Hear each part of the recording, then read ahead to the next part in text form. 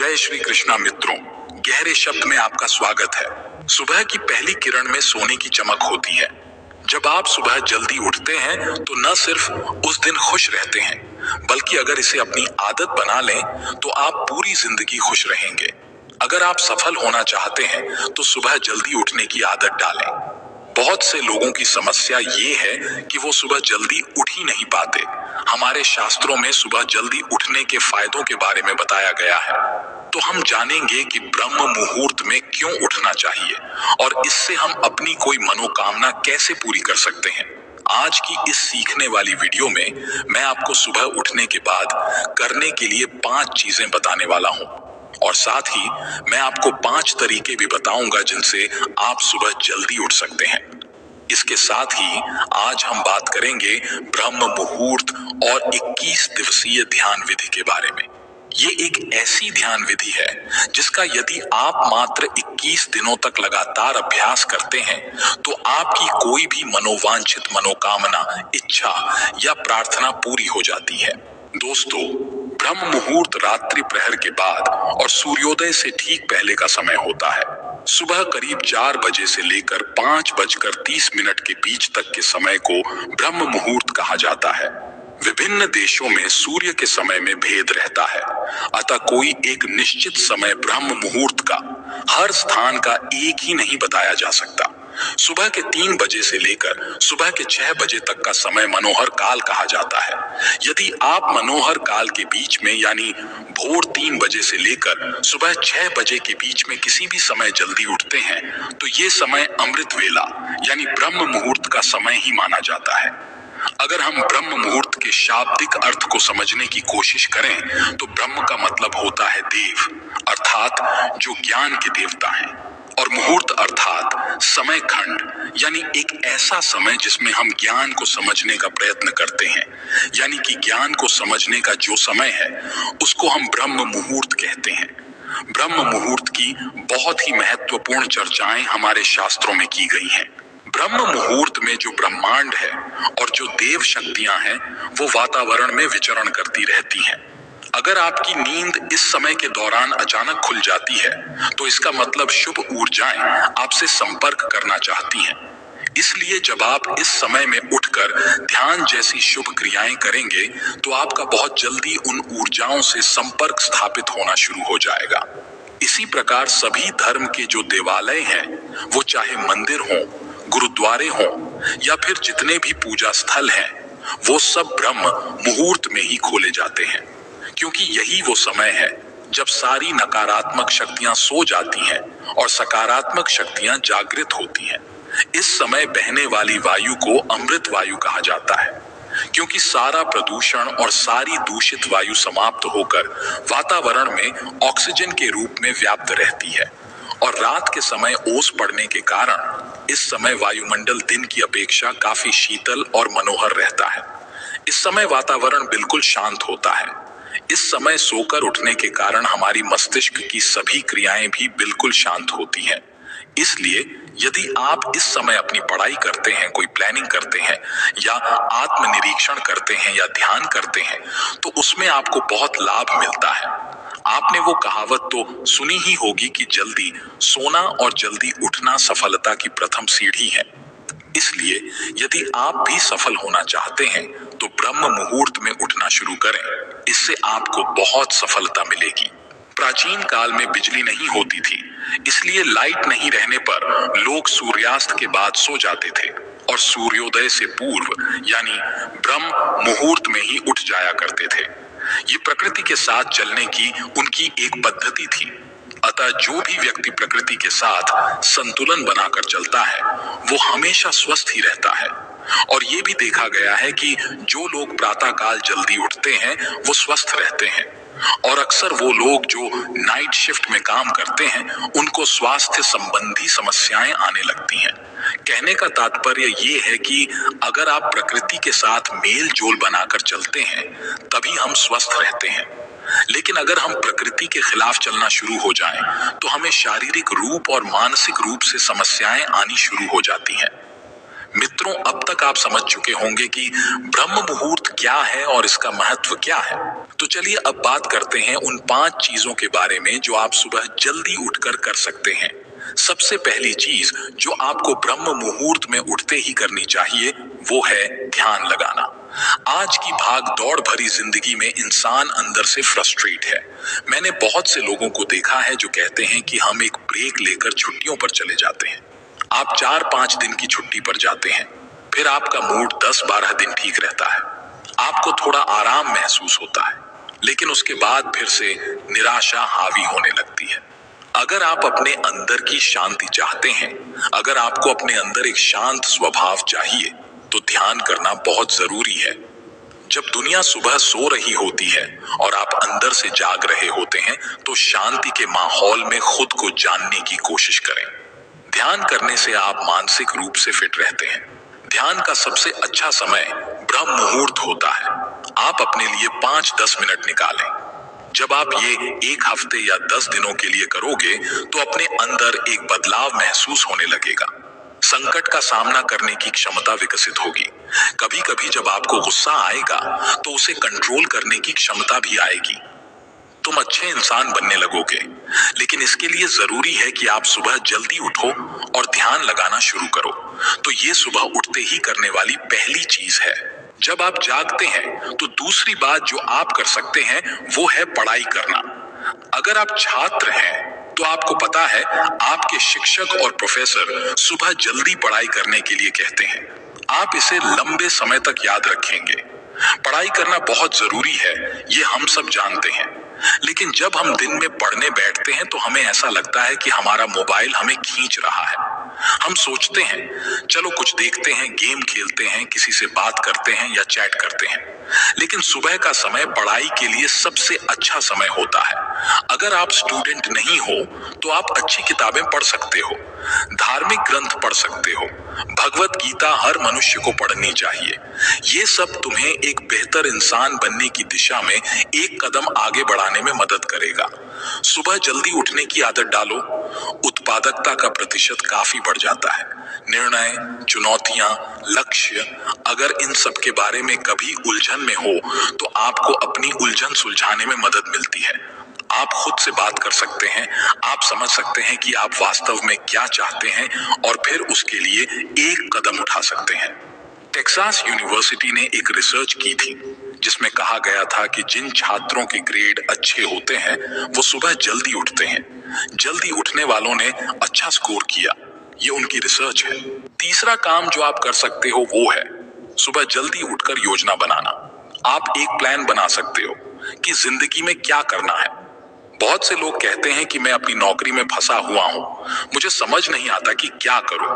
क्या आपने कभी सुबह जल्दी उठकर अपने बारे में सोचने की कोशिश की है? क्या आपने योजना बनाने की कोशिश की है?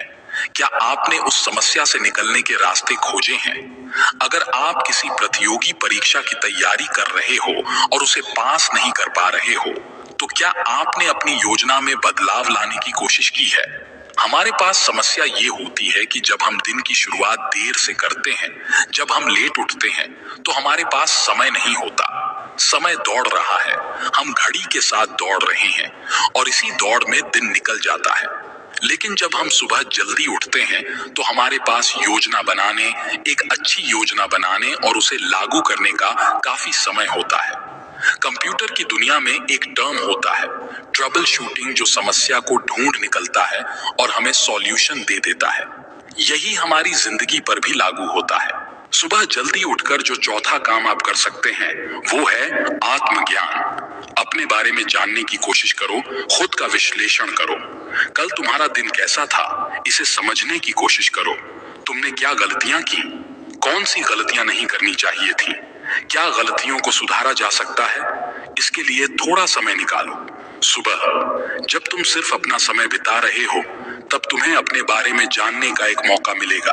तुम खुद का और अच्छे से विश्लेषण कर पाओगे, क्योंकि इस दुनिया में अगर हमारे लिए सबसे अच्छा जज कोई है तो वो खुद हम हैं।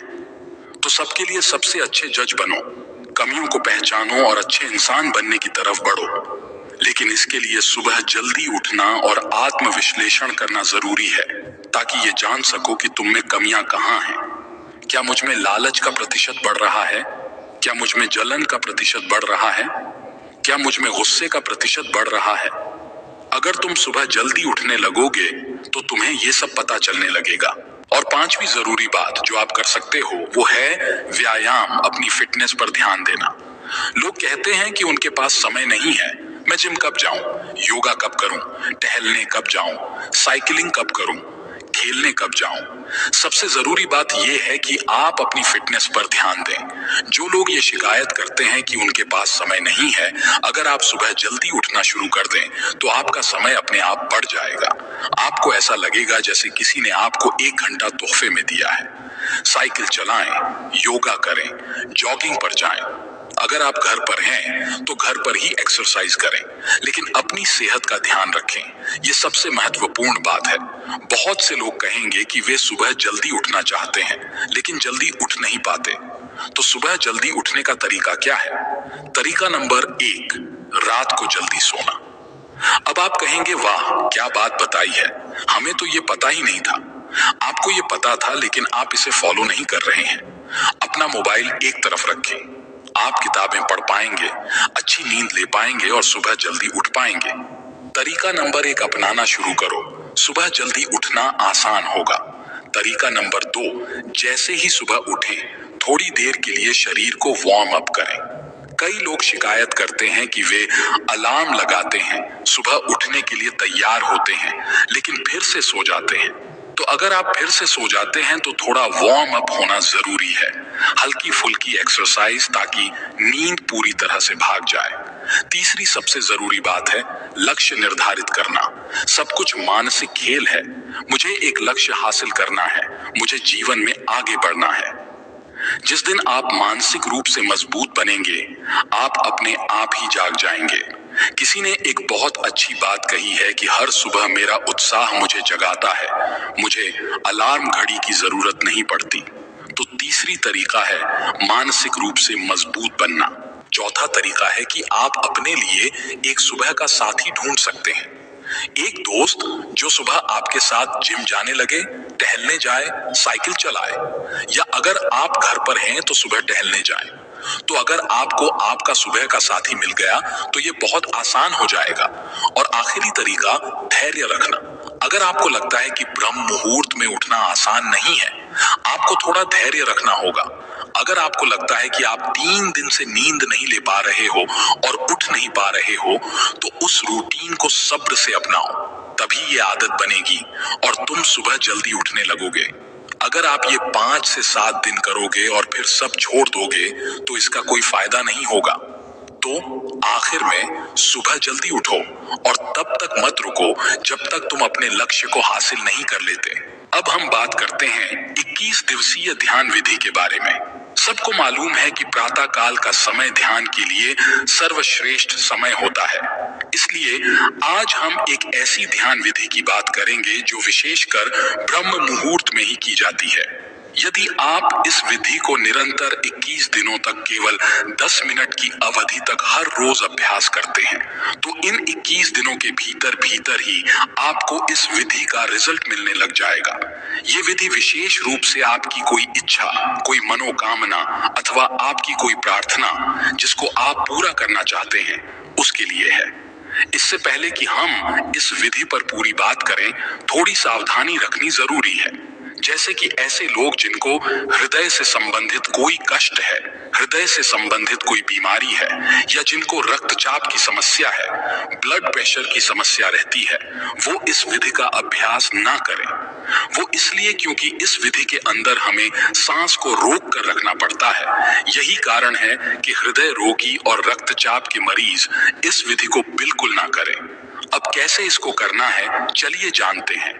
ये एक बहुत ही चमत्कारिक विधि है और बहुत जल्दी अपना रिजल्ट देती है।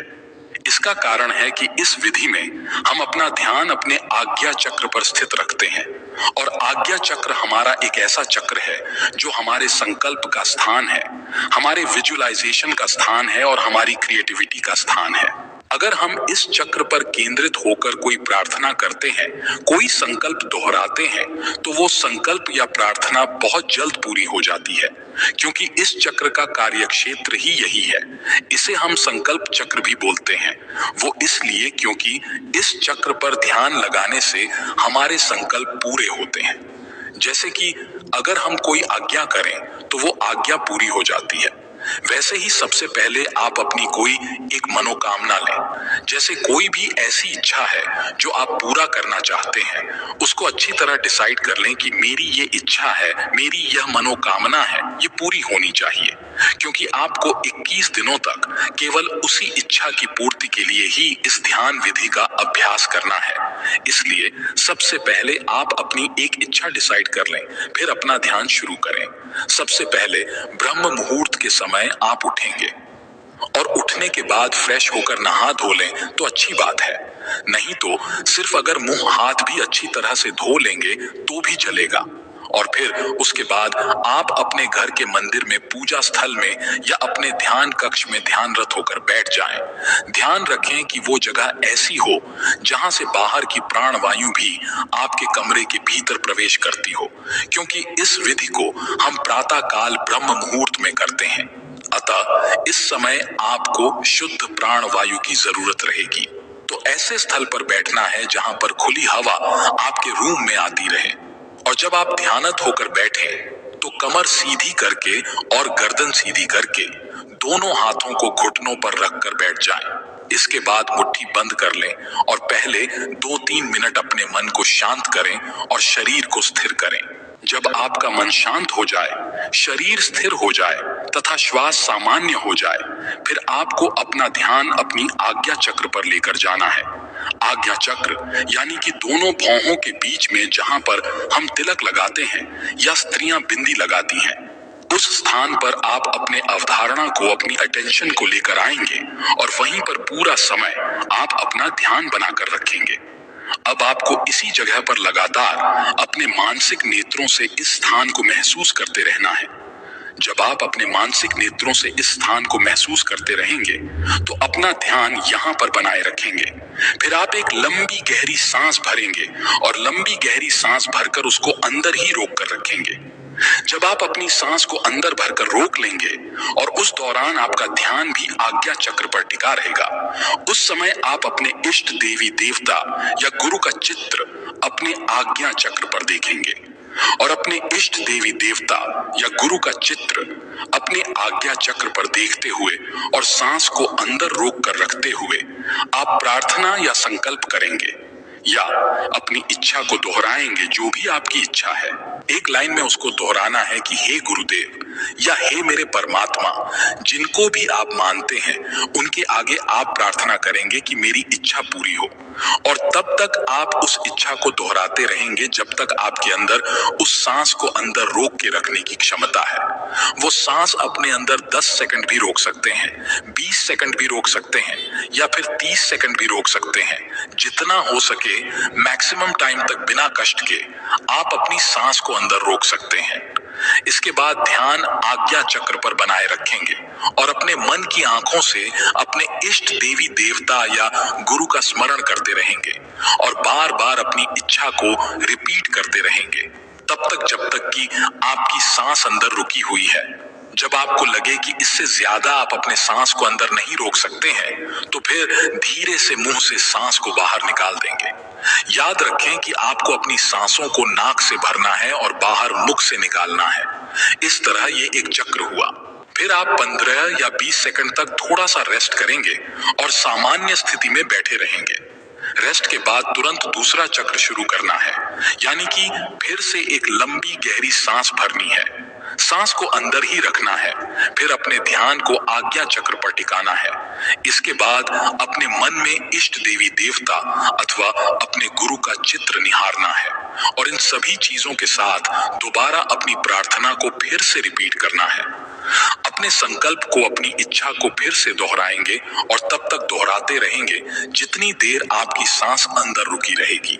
और जब आपको लगे कि इससे ज्यादा आप सांस को नहीं रोक सकते तो सांस को मुंह से बाहर निकाल दें और फिर कुछ सेकंड तक रेस्ट करें। इस तरह ये 2 चक्र हुए। ऐसे आपको लगातार बीच में रुक रुक कर कुछ सेकंड रेस्ट करते करते अपनी इच्छा को बार बार आपको दोहराते जाना है और लगभग 10 मिनट तक आपको ऐसा 21 दिनों तक हर रोज करना है। क्योंकि ये एक पूरी विधि है, इसलिए आपको 21 दिनों तक सच्चे मन से इसे पूरा करना ही करना है। तभी आपकी सारी इच्छाएं पूरी हो सकती हैं। अगर आपने बीच में मिस कर दिया या छोड़ दिया तो आपकी मनोकामनाएं पूरी होने की संभावना कम है। आखिरकार ऐसा क्यों होता है और इस विधि का साइंस क्या है? पहली बात, हमारा आज्ञा चक्र, जैसे मैंने आपको पहले भी बताया है, ये हमारा संकल्प का स्थान है, ये हमारे विजुअलाइजेशन का स्थान है, ये हमारा आज्ञा का स्थान है। तभी इसका नाम आज्ञा चक्र पड़ा है। इसलिए जब हम इस स्थान पर आकर कोई आज्ञा करते हैं, कोई प्रार्थना करते हैं या फिर कोई संकल्प करते हैं, तो वो आज्ञा, वो संकल्प, वो प्रार्थना पूर्ण हो जाती है। हम जो भी आज्ञा चक्र पर केंद्रित होकर कोई ऐसी चीज की डिमांड करते हैं तो वो डिमांड पूरी हो जाती है, क्योंकि ये इच्छा पूर्ति का स्थान है। और दूसरी बात, जब हम इस प्रकार से सांस को अंदर रोकते हैं तो क्या होता है, इससे हमारी पूरी बॉडी में एक इमरजेंसी की सिचुएशन आ जाती है। जब हम इतनी देर तक सांस को रोकते हैं तो क्या होता है कि हमारा दिमाग रुक जाता है, हमारे विचार रुक जाते हैं। ऐसा क्यों होता है? ऐसा इसलिए होता है क्योंकि अब आपके पास लग्जरी नहीं है आराम से विचार करने की। अब एक आपातकालीन स्थिति है। ऐसी स्थिति में आप विचार नहीं कर पाएंगे। इसलिए जब आप अपना सारा ध्यान अगर किसी एक चीज को चुनकर लगाएंगे तो उसी स्थान पर आपका ध्यान लगा रहेगा, यानी कि आपका मन पहले से ज्यादा एकाग्र हो जाएगा। तो जब आप सांस को भरकर रोकते हैं तो ये दूसरी महत्वपूर्ण चीज है। और तीसरी बात यह है कि जब आप इस प्रकार एकाग्र हो जाते हैं और बार बार अपनी मनोकामना को रिपीट करते हैं तो क्या होता है, इससे धीरे धीरे आपकी वो इच्छा आपके चेतन मन से अवचेतन मन में चली जाती है। यानी वो इच्छा एक दिन बाद, 2 दिन बाद या 3 दिन बाद जो विचार आप बार बार दोहरा रहे हैं वो आपके अवचेतन मन में जाना शुरू हो जाता है, जो हमारे मन का गहरा तल है। और अगर आप किसी विचार को अपने अवचेतन मन में, यानी कि अपने सबकॉन्शियस माइंड में उतार देते हैं तो लॉ ऑफ अट्रैक्शन के अनुसार वो इच्छा आपकी पूरी हो जाती है। यही इसका साइंस है। पहली बात, हमारा आज्ञा चक्र, जैसे मैंने आपको पहले भी बताया है, ये हमारा संकल्प का स्थान है, ये हमारे विजुअलाइजेशन का स्थान है, ये हमारा आज्ञा का स्थान है। तभी इसका नाम आज्ञा चक्र पड़ा है। इसलिए जब हम इस स्थान पर आकर कोई आज्ञा करते हैं, कोई प्रार्थना करते हैं या फिर कोई संकल्प करते हैं तो वो आज्ञा, वो संकल्प, वो प्रार्थना पूर्ण हो जाती है। हम जो भी आज्ञा चक्र पर केंद्रित होकर कोई ऐसी चीज की डिमांड करते हैं तो वो डिमांड पूरी हो जाती है, क्योंकि ये इच्छा पूर्ति का स्थान है। और दूसरी बात, जब हम इस प्रकार से सांस को अंदर रोकते हैं तो क्या होता है, इससे हमारी पूरी बॉडी में एक इमरजेंसी की सिचुएशन आ जाती है। जब हम इतनी देर तक सांस को रोकते हैं तो क्या होता है कि हमारा दिमाग रुक जाता है, हमारे विचार रुक जाते हैं। ऐसा क्यों होता है? ऐसा इसलिए होता है क्योंकि अब आपके पास लग्जरी नहीं है आराम से विचार करने की। अब एक आपातकालीन स्थिति है। ऐसी स्थिति में आप विचार नहीं कर पाएंगे। इसलिए जब आप अपना सारा ध्यान अगर किसी एक चीज को चुनकर लगाएंगे तो उसी स्थान पर आपका ध्यान लगा रहेगा, यानी कि आपका मन पहले से ज्यादा एकाग्र हो जाएगा। तो जब आप सांस को भरकर रोकते हैं तो ये दूसरी महत्वपूर्ण चीज है। और तीसरी बात यह है कि जब आप इस प्रकार एकाग्र हो जाते हैं और बार बार अपनी मनोकामना को रिपीट करते हैं तो क्या होता है, इससे धीरे धीरे आपकी वो इच्छा आपके चेतन मन से अवचेतन मन में चली जाती है। यानी वो इच्छा एक दिन बाद, 2 दिन बाद या 3 दिन बाद जो विचार आप बार बार दोहरा रहे हैं वो आपके अवचेतन मन में जाना शुरू हो जाता है, जो हमारे मन का गहरा तल है। और अगर आप किसी विचार को अपने अवचेतन मन में, यानी कि अपने सबकॉन्शियस माइंड में उतार देते हैं तो लॉ ऑफ अट्रैक्शन के अनुसार वो इच्छा आपकी पूरी हो जाती है। यही इसका साइंस है। इसमें तीनों चीजें विशेष रूप से कार्य करती हैं। पहला आज्ञा चक्र, क्योंकि ये आज्ञा का स्थान है इसलिए हमारी आज्ञा को पूरी करता है। दूसरा सांस, जब हम अपने अंदर सांस रोक कर रखते हैं तो शरीर में इमरजेंसी की स्थिति हो जाती है, जिससे आप फालतू के विचार करने से बच पाते हैं और आपका मन एकदम से एकाग्र हो जाता है।